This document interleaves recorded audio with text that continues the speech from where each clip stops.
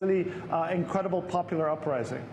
I'd like to ask Professor Beinin. You taught at the American University in Cairo. You're very familiar with the social and labor movements in Egypt. Where do you see this, the possibilities now of where this is going in terms of Mubarak's insistence on remaining in office at least until the elections later this year, and also of the role of Suleiman in this as the chosen apparent successor by both the United States and, according to the WikiLeaks, also favored by Israel to be the man to replace Mubarak?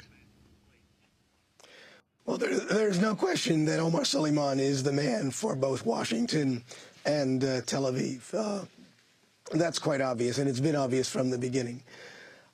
In my view, it's still a little bit too early to tell. If the demonstration tomorrow is very successful, as it is expected to be, and if the movement continues to grow after that, there will be obviously increasing pressure on Mubarak and Suleiman. The United States government has been hot and cold. In the beginning, the Obama administration was very clear. Transition has to begin now. It has to begin right away. It has to be clear. Then the Obama administration backed off. Now, again, yesterday, the Egyptian ambassador started to complain that the Obama administration is putting too much pressure on Egypt. So I think there are three forces here. There's the people, there's Mubarak, and there's the Obama administration. And I don't think that this popular movement yet has the power of its own to topple Mubarak. We're talking about an extremely well entrenched and ramified police state with an internal security apparatus that numbers somewhere over 1.5 million people, an army apparatus of about 500,000 people, a civil service that is huge, 2 million people probably. So there are several million people who are directly, personally dependent on the survival of this regime in some major way. That's going to take a huge, huge pressure to move. And the popular revolutionary movement isn't quite there yet. If the United States decides at a certain point that the cost is too much, that can tip the balance. The army also hasn't really weighed in yet. The army at a certain point can say, okay, in order to save this regime, Mubarak has to go.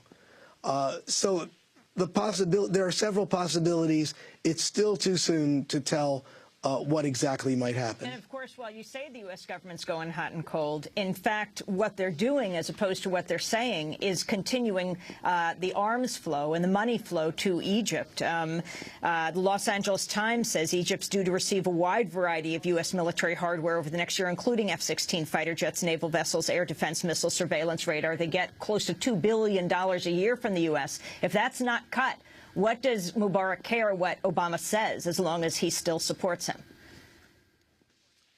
Well, this, I think, is, to the extent that this continues, and it's been going on since 1978, the United States government is hoping that it can salvage its relationship with the Egyptian army.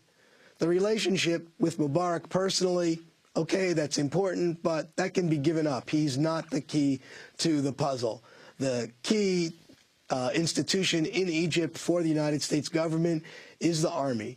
So as long as the army is capable of holding on to power, they will continue to get this kind of military assistance.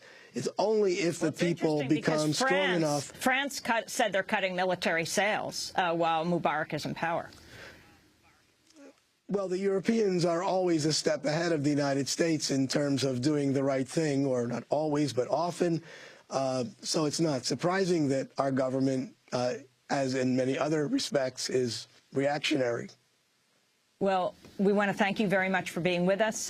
Professor Joel Beinin, professor of Middle East history at Stanford, formerly a director of Middle East studies at American University in Cairo, author of a number of books on Egypt. And Sharif, thanks so much for being with us. We look forward to your reports tomorrow. Sharif Abdel-Qaddous speaking to us from Cairo, Democracy Now! Senior producer, and you can follow his blogs, his tweets, as well as Anjali comments at democracynow.org. We will keep you posted throughout the day, as well as the web exclusives and specials of interviews that he has done in Cairo. This is Democracy Now!, democracynow.org, The War and Peace